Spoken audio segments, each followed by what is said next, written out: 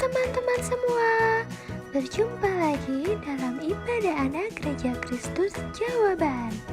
Hari ini kita akan kembali memuji Tuhan, mendengarkan firman dan melakukan aktivitas seru lainnya. Are you ready guys? Let's get started.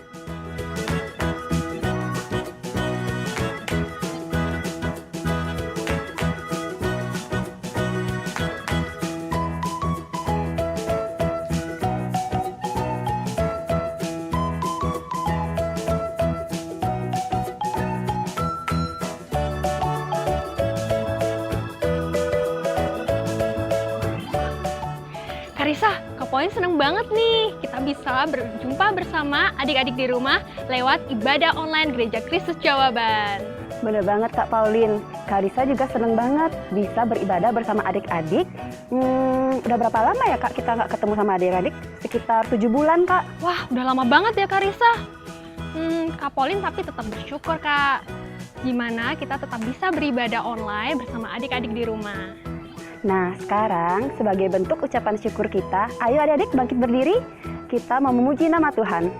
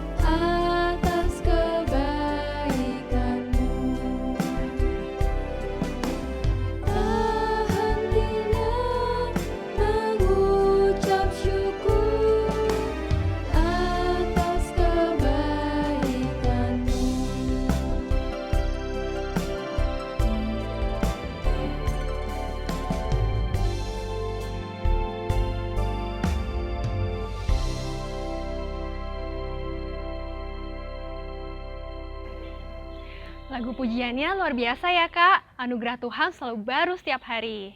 Bener banget Kak Pauline. Nah, sekarang adik-adik di rumah, waktunya kita untuk mendengarkan firman Tuhan. Ayo kita berdoa, lipat tangan, tutup mata. Terima kasih ya Bapa, mengucap syukur untuk kasih-Mu. Terima kasih kami boleh ada sampai saat ini semua karena anugerah-Mu. Sebentar kami akan mendengarkan sebagian daripada firman-Mu. Biarlah Engkau memberkati Kak Andrew yang akan membawakan ya Tuhan kebenaran-Mu. Apa yang dia sampaikan sesuai dengan apa yang Kau kehendaki ya Bapa. Dan berkati anak-anak-Mu yang di rumah yang mendengarkan. Bila masih ada kuasa kegelapan yang ingin mengganggu, yang ingin mengambil benih firman-Mu, kami panggil nama-Mu yang berkuasa. Di dalam nama Tuhan Yesus kami patahkan, ikatkan, hancurkan, usirkan Bapa. Mengundang Roh-Mu saja yang hadir dalam hati anak-anak-Mu ya Bapa. Terima kasih. Dalam nama Tuhan Yesus kami berdoa mengucap syukur. Haleluya. Amin.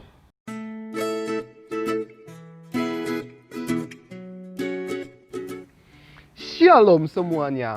Bertemu lagi bersama Kakak Andrew Ganteng untuk firman Tuhan minggu ini. Judulnya adalah Kemah Suci di Padang Gurun. Wih, kemah suci, apa itu Kak? Mau tahu tidak? Benar mau tahu nih? Kalau gitu, sekarang simak gambar-gambarnya.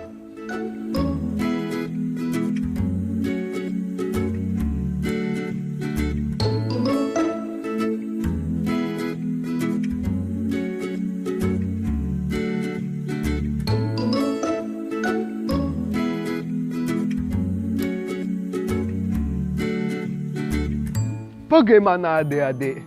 Bagus tidak?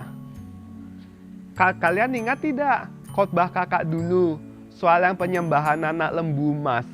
Di situ kan ceritanya orang Israel sekitar 3.000-an itu terbunuh dan Tuhan itu jadi sangat murka sehingga Musa harus naik ke Gunung Sinai lagi dan menuliskan ulang loh batunya.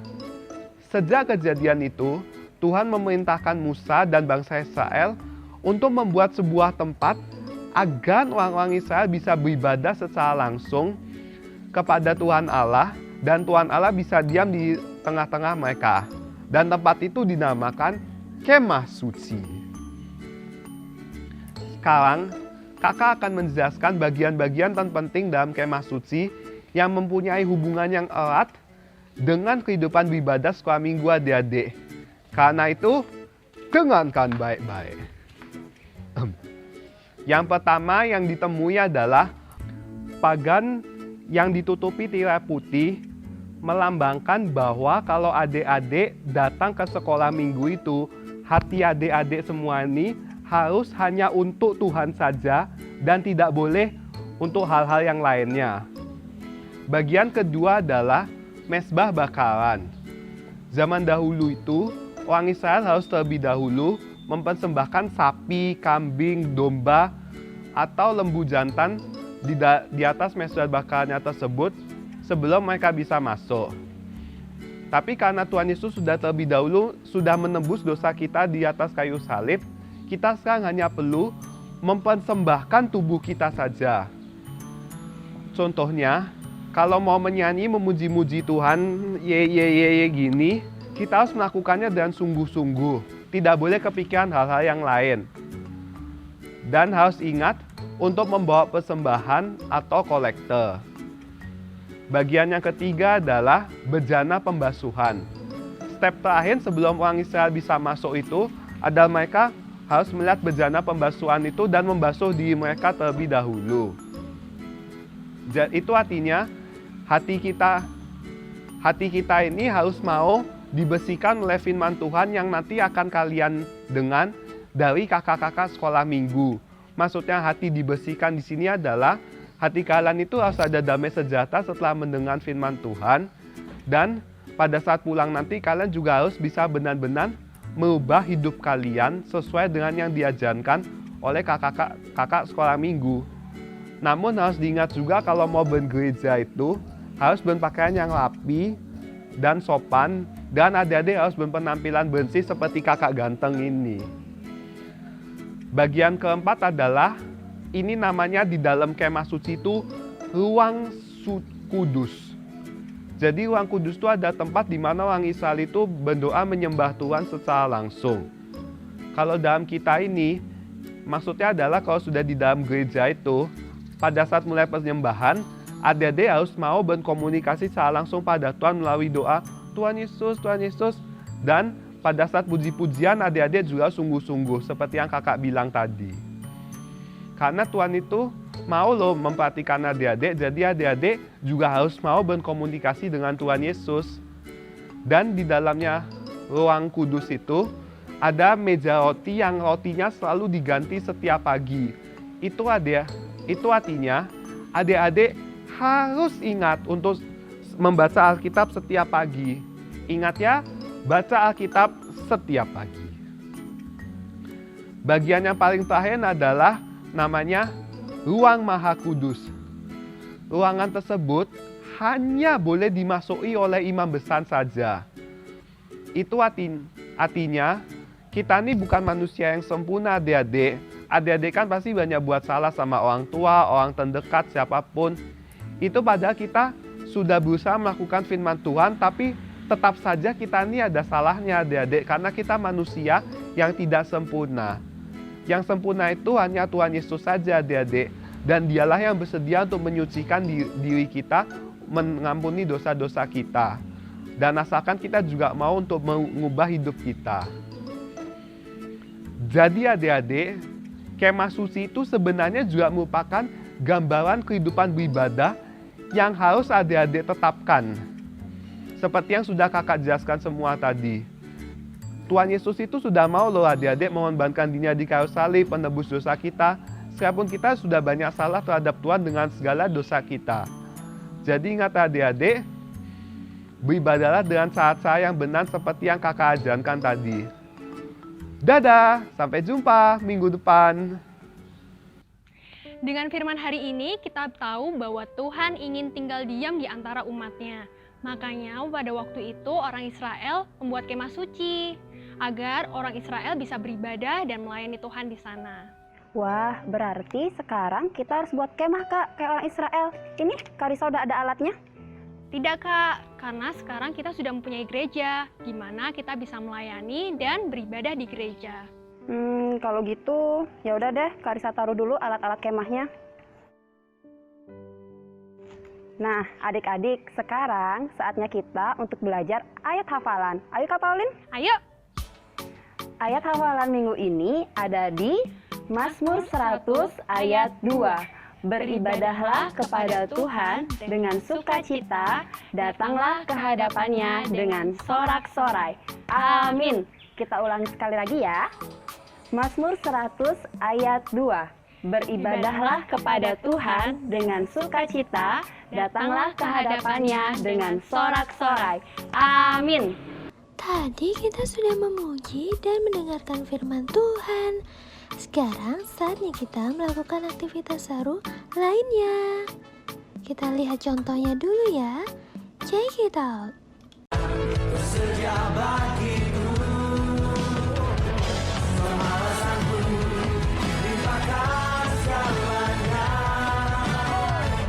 dan anugerahnya sangat besar bagiku. Semuanya aku diberkati, aku dilimpahi, karena alasanku menyediakannya. Aku diberkati, aku dilimpahi, atas sempurna anugerah Tuhan bagiku. Seperti kakak-kakak tadi, teman-teman membuat video dance dengan gerakan bebas, memakai lagu yang akan dibagikan oleh guru kelas masing-masing. Ruth tunggu ya videonya. Sekarang, ayo kita lihat foto dan video keseruan ibadah teman-teman minggu lalu.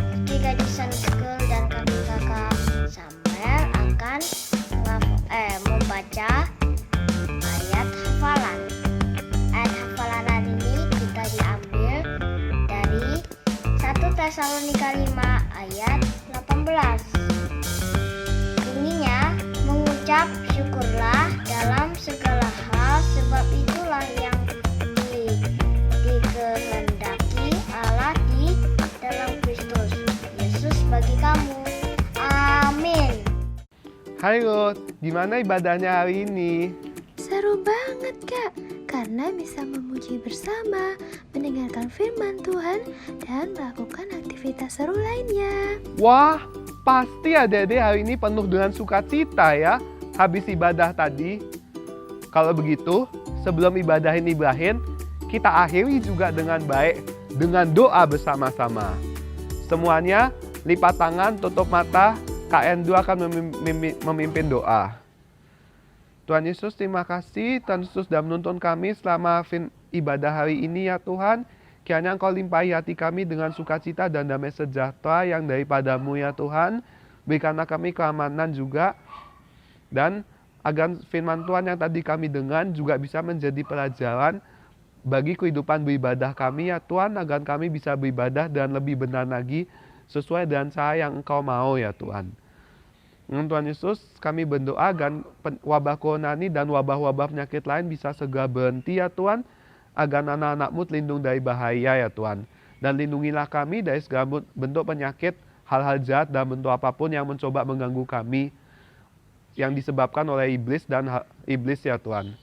Terima kasih Tuhan Yesus. Dalam nama Tuhan Yesus kami berdoa. Haleluya. Amin. Buat Ruth dan adik-adik di rumah, tetap semangat ya memuji nama Tuhan. Sampai bertemu minggu depan. God bless you.